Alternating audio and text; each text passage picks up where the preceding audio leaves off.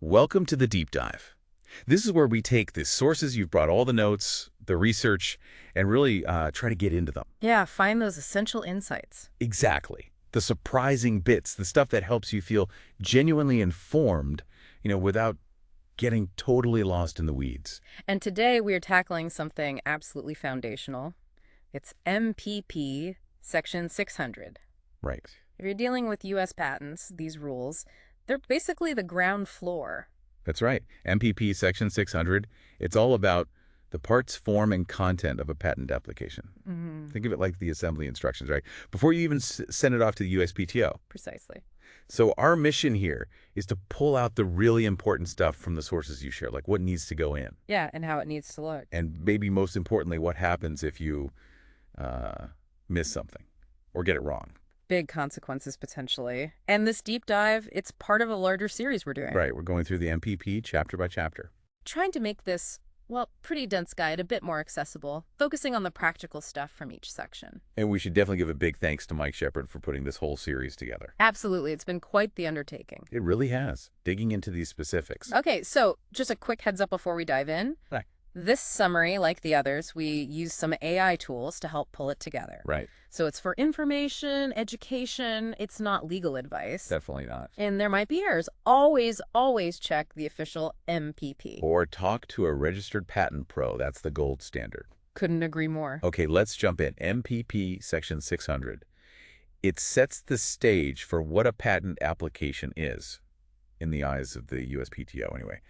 Why are these rules, these parts, form, and content things, why are they so critical? It feels a bit like, paperwork, bureaucracy, but it's more. Oh, it's much more than just ticking boxes. Chapter 600 is basically the gatekeeper. A gatekeeper, okay. Yeah, it gives you the non-negotiable instructions, the stuff your application has to meet just to get considered for examination. Ah, so it's the entry ticket. Exactly. If you don't follow these basic rules, even if your invention is like the next big thing, Doesn't matter. well, it can face huge delays, you might need costly corrections, or worst case, it just gets abandoned. Abandoned, wow. Okay, so getting these details right from the start isn't just neatness, it's survival for the application. Precisely. It lays out what you must include to get that filing date. That crucial timestamp. Right. And it details what happens if something's missing or if you submit it incorrectly. Okay, let's unpack the main one first. Yeah. The standard non-provisional application. The full package under 35 U.S.C. 111A. What needs to be in there? Okay, so for it to even be ready for examination, a non-provisional needs several key things according to the sources. Right. You need the specification. That's the detailed written description of the invention. Has to comply with the law, 35 U.S.C. 112. Got it. The description. You absolutely need at least one claim. Critically important. The numbered sentences, defining the scope. Exactly. That's what defines your legal protection. Then you need drawings, but only if they're necessary to, understand the invention. Okay, only if needed. Then there's the oath or declaration. That's where the inventor swears they believe they're the original inventor. Verbal declaration. Right. And finally, you got to pay the fees, the appropriate fees. Okay, that's quite a list. Specification, claims, maybe drawings, oath, fees. What if you slip up? Like you send in this great detailed description, the specification, but you totally forget the claims. Yeah, that's a classic pitfall the sources mention. How about it? If you file an application, it has the specification, but initially no claims, you might still get a filing date. Oh, really? Okay. But, and this is a big but, the application isn't ready for examination. You must provide at least one claim later. And pay extra, I'm guessing. Usually, yes, pay a surcharge. And if you don't do it within the time frame, abandonment. Ah, so you get the date, but the clock is ticking. Loudly. Very loudly. And it costs more. Okay, specification and claims. That's the technical core. The oath feels more personal, though. About the inventor. Who signs that? What info does it need? Good question. The oath or declaration identifies the inventor or inventors. Needs their legal name. Legal name. Okay. And the sources also talk about substitute statements. Substitute. When would you use that? Only in specific situations. Like if an inventor passed away or is legally incapacitated, or maybe you just can't find them after really trying. Diligent effort, right. Right. Or even if they just refuse to sign. Oh, interesting. The substitute statement has to explain why you're using it and provide the inventor's legal name, residence, mailing address. unless that's already in an application data sheet, an ADS. So it's all about clearly identifying the actual inventor. Exactly. Correctly and legally. And the fees, always the fees. When do those absolutely have to be in? Right. For a non-provisional to move forward to examination, you need the basic filing fee, the search fee, and the examination fee. 3 main ones. Yeah, and maybe an application size fee if it's really long. Okay. Now, you can sometimes submit fees after the initial filing date. But there's a catch. Always a catch. Usually means paying a surcharge, meeting certain deadlines.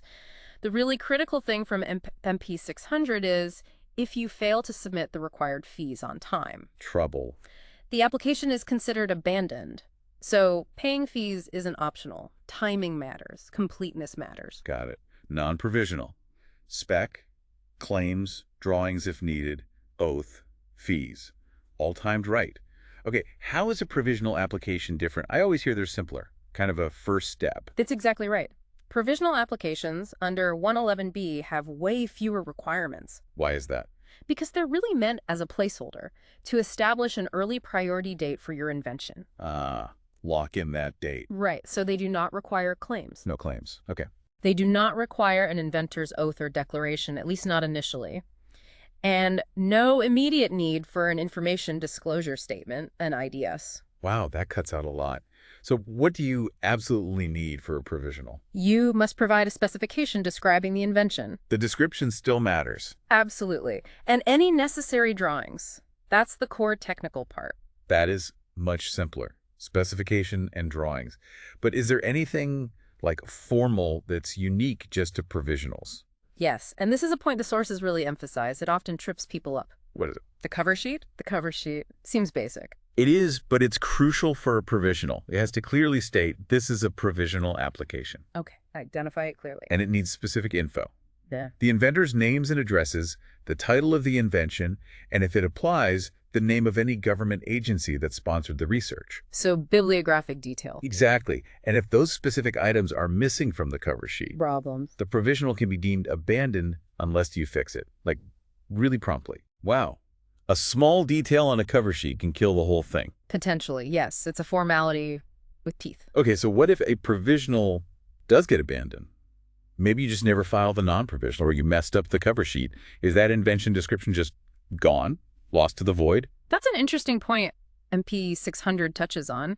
The file of an abandoned, unpublished provisional isn't just automatically public domain. No. No.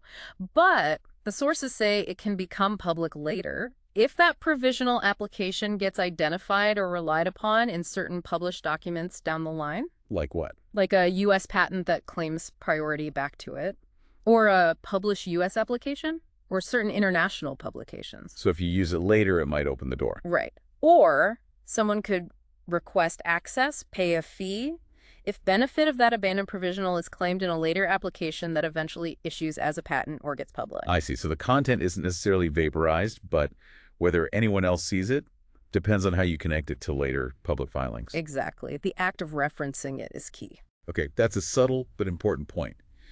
Beyond just the basic parts list, MP 600 gets into the real nitty-gritty, right? The formatting, the detail. Oh, absolutely. MPP 600 and the rules it points to, they go into very specific detail on structure and content. Like for the specification? Yeah, for the specification, there's a typical structure they expect. Usually starts with the title. Okay. Then background of the invention, a brief summary, then the detailed description, the claims, and finally, the abstract. Does the order have to be exact? It's the preferred order, helps examiners navigate it, and the claims themselves. They have to be formatted correctly, and crucially, they get interpreted based on the specification. So the spec is like the dictionary for the claims. That's a great way to put it, yes. What about drawings? They seem like a place where format would really matter. Drawings are definitely critical when you need them. And yes, very specific rules. That's 1.84, referenced in MPP 600. Like what kind of rules? Things like margins, line thickness, how you number figures. Even using color photos possible, but usually needs special permission, a petition, Okay. and a key formality. Identifying info on every single sheet. Title, inventor, application number. Usually in the top margin. Makes sense for tracking. Right. And here's a detail from the sources that often trips people up.